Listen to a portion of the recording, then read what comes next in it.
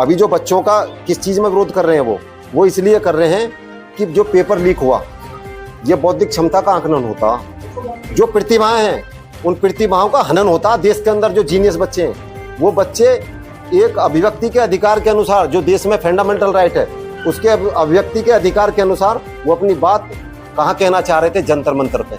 उनके साथ पुलिस ने कानून बनाया, कानूनविदों ने कानून का पालन करती है, पुलिस और अनुपालन कोर्ट करती है। तो इस समय जो लाइन ऑर्डर सिस्टम चल रहा, मैं कह रहा हूँ तानाशाही चल रही है देश के अंदर, डिक्टेटरशिप है। ये भाषणबाजी नहीं है, मैं रियलिटी बता रहा हूँ, सच्चाई। अभी भी सुप्रीम कोर्ट का आदेश, सुप्रीम कोर्ट ने कह दिया कि भाई ये इन चीजों को नहीं देखते हैं। जैसे यहाँ से गए वीडियो लेके तो उन्होंने नजरअंदाज किया सुप्रीम कोर्ट ने।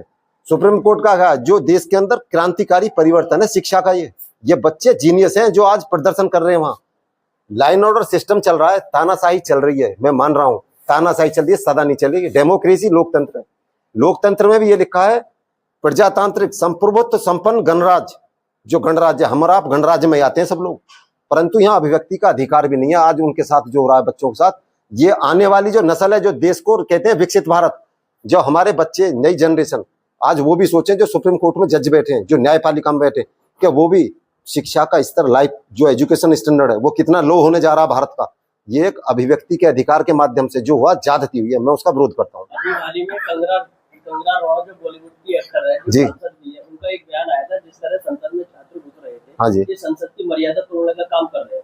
जी, जो संसद की मर्यादा है ना, एक बात सुनिए कि संसद में चर्चा के लिए बात आई, भाई चर्चा करा देंगे। आज जब दबाव बना है बच्चों के माध्यम से, वो सब बच्चे जा रहे हैं, जब उनकी बात को कोई सुनने वाला नहीं, को राजनीतिक पार्टियों ने प्रोटेक्शन दिया उनको। जो आज जो राजनीतिक पार्टियां, उनका प्रोटेक्शन है।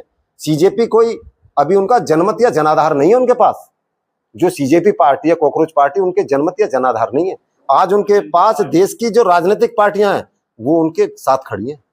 इसलिए हम कह रहा हूं कि मैं इस चैनल के माध्यम से आपसे कह रहा हूं कि वो मर्यादा का उल्लंघन करने नहीं गए, उनकी बात को सुना नहीं गया। आज भी हम लोग खड़े हुए हैं उनके साथ, उनकी बात को कोई सुनने वाला नहीं था।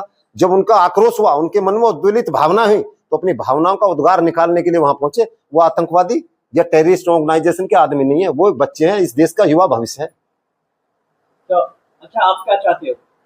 मैं भैया जी ये चाहता हूं कि शिक्षा पद्धति को बिल्कुल पारदर्शी बनाया जाए, और जितने कंपटीशन होते हैं, जो संस्थाएं, जो इंस्टीट्यूट हैं, जहाँ पेपर बनते हैं, जहाँ तैयारी होती है, उनमें बिल्कुल पारदर्शिता से काम हो और इंटेलिजेंट क्रीम माइंड आदमी लोग बैठे, बिल्कुल हॉनेस्ट, मैं चाहता हूँ।